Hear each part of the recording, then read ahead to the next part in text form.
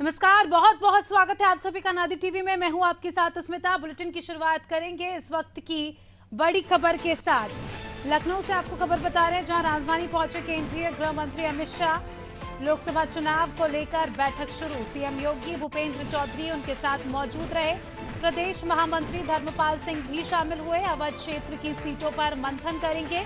5वें चरण के चुनाव की सीटों को लेकर तैयारियां यहां पर शुरू कर दी गई है।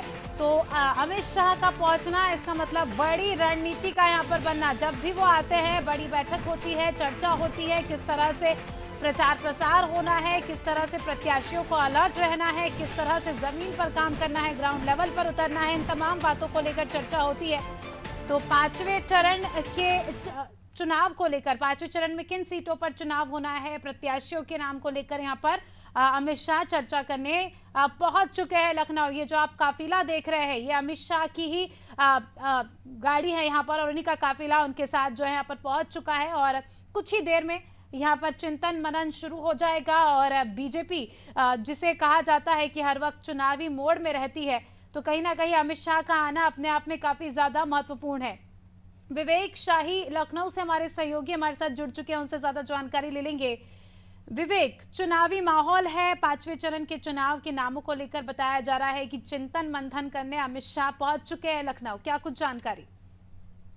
देखिए स्मिता, अगर बात करें तो उत्तर प्रदेश की राजनीति में भारतीय जनता पार्टी के लिए आज एक अहम दिन रहा है, जहां उन्होंने कैसरगंज और रायबरेली से अपने प्रत्याशी उतारे हैं।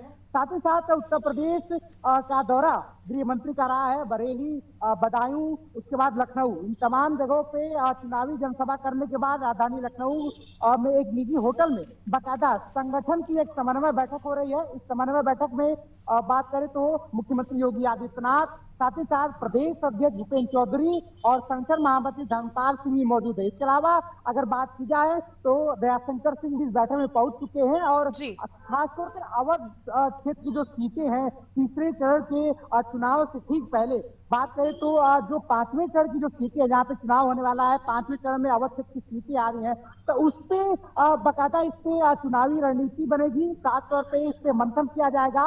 और इसके अलावा अगर देखा जाए तो 2 चरण जहाँ हुए हैं, उन 2 चरणों में कहीं ना कहीं वोट प्रतिशत जो है वो पिछले लोकसभा चुनाव के हिसाब से देखा जाए तो काफी कम रहा है। तो कहीं ना कहीं भारतीय जनता पार्टी के जो कार्यकर्ता हैं, उनको एक मैसेज इस संगठन बैठक के माध्यम से दिया जाएगा कि अभी 5 चरण हैं, उस 5 चरणों में कार्यकर्ता जो है और भी ज्यादा मेहनत करे। तो बात की जाए अगर भारतीय जनता पार्टी की इस बैठक की, तो इस बैठक में साफ है अमित शाह इस बैठक को लीड जी, कर रहे हैं और बैठक शुरू भी हो गई है। कई ऐसे मुद्दे हैं जिनमें बैठक में चर्चा होगी, जिसमें सबसे बड़ी अगर बात की जाए तो अवध क्षेत्र की सीटों को लेकर चर्चा होगी। साथ ही साथ पश्चिमी उत्तर प्रदेश की 10 सीटें जो तीसरे चरण में चुनाव होना है वो बाकी है। ठीक है। इसके अलावा अवध क्षेत्र है, उसके बाद सातवां जो पूर्वांचल की सीटें हैं, उस पर भी चर्चा हो सकती है। बात करें तो जिस तरीके से भारतीय जनता पार्टी लगातार अपनी सक्रियता और बढ़ाती जा रही है, जी, तो कहीं जी, ना कहीं ये निश्चित हो चुका है कि आज एक बड़ी बैठक होनी है और इस बड़ी बैठक के कई सारे मायने निकल के सामने आ रहे ठीक हैं। है।